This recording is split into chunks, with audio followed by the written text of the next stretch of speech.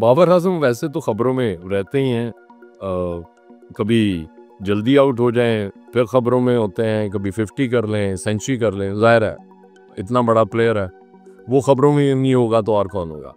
अब जो लेटेस्ट खबर बाबर आजम के हवाले से आई कि क्रिसमस डे पे वहाँ ऑस्ट्रेलिया में मौजूद है और वो गुड्डी उड़ा रहे हैं वहाँ, और वो खबर यूँ बनाई गई है कि जी वो बाबर आजम पतंगबाज निकले। ओ यार, लाहौरिया अगर पतंगबाज नहीं निकलेगा तो कौन निकलेगा, ये को खबर है। वो चाहे लाहौर में हो, ऑस्ट्रेलिया में हो, वो दुनिया के किसी भी कोने में हो, उससे अगर डोर और गुड्डी मिल जाएगी तो उसने उड़ाने से बात थोड़ी आना, वो बिल्कुल उड़ाएगा। क्योंकि बसंत भी अब करीब आ रही है तो बसंत की इजाज़त भी इस दफ़ा मिलने जा रही है। इस हवाले से भी और ज़्यादा लोगों को वो मज़ा आया वो बाबर आजम की वीडियो देख के, वो जो वहाँ पे गुड्डी उड़ा रहे हैं। बहरहाल शौक तो होता है लाहौरियों को जब भी मौका मिले यहाँ, चूँकि इतने अरसा जैसे पाबंदी थी, अब पाबंदी हटने जा रही है तो ज़ाहिर अब दिल करता है कि कहीं ना कहीं जहाँ मौका मिले एक गुड्डी उड़ा ली जाए। पिछले दफ़ा जब बसंत पे बात हुई थी तो हमारे एक दोस्त हैं सैफुल्लाह सिप्रा, उन्होंने कहा यार आपने हमारा जिक्र ही नहीं किया उसमें व्लॉग में। मैंने कहा आपका जिक्र क्यों नहीं किया?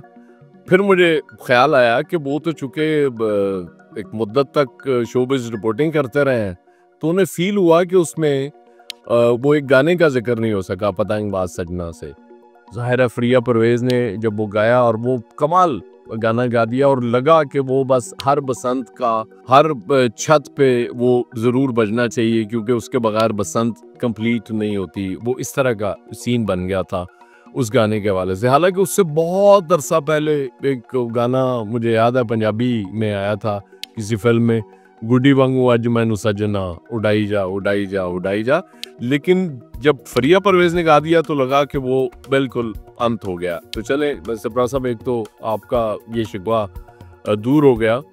एक और चीज़ बड़ी इंटरेस्टिंग है, लाहौरिये आजकल अपनी छत को देखते हैं और परेशान हो जाते हैं क्योंकि वो इतना अरसा पाबंदी रही कि वो सोलर पैनल से बेशुमार छतें लाहौर की भर चुकी हैं, वहाँ पे सोलर पैनल्स लगे हुए हैं। अब उनको समझ नहीं आ रही कि अगर गुड्डी उड़ानी है तो उसके लिए क्या करेंगे। वो अगर पाबंदी ना लगती, यकीन करें आज जो मसाइल पैदा होते हैं ना, ये बार बार हुकूमत को उन्हें उसके लिए रेट्स निकालने पड़ते हैं। वो जो सोलर यूज़ कर रहे हैं कि अब इस तरह इतने अब पैसे देने पड़ेंगे, अब इतने में हम नहीं ख़रीदेंगे, ये बहुत ज़्यादती हो गई, ये करना ही ना पड़ता।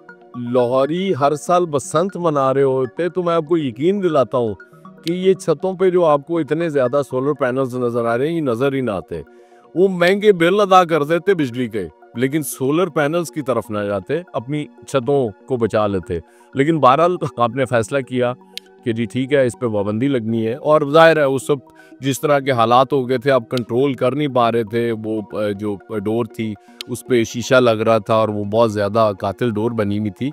वो पाबंदी जायज़ थी और होनी चाहिए थी, वो बिल्कुल ठीक है, उससे इनकार नहीं किया जा सकता। अगर उस पर कंट्रोल कर लिया जाता, सबसे बड़ी बात ये होती है कि कंट्रोल की जाएँ चीज़ें इस तरह से। आज़ादी का मतलब ये नहीं होता मादर पिदर आज़ादी, हर एक को जो जिसका दिल चाहता है वो करे, उसमें एक लिमिट में रह के चीज़ें की जाएँ तो वो बेहतर होती हैं।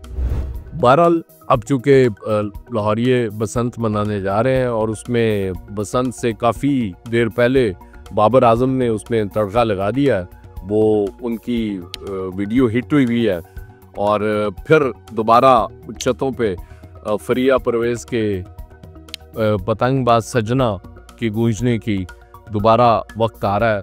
तो अल्लाह करे कि इस दफ़ा कंट्रोल के साथ एक ज़बरदस्त ऐसी बसंत हो जाए कि इसके बाद दोबारा ज़रूरत न पड़े इस पे पाबंदी लगाने की।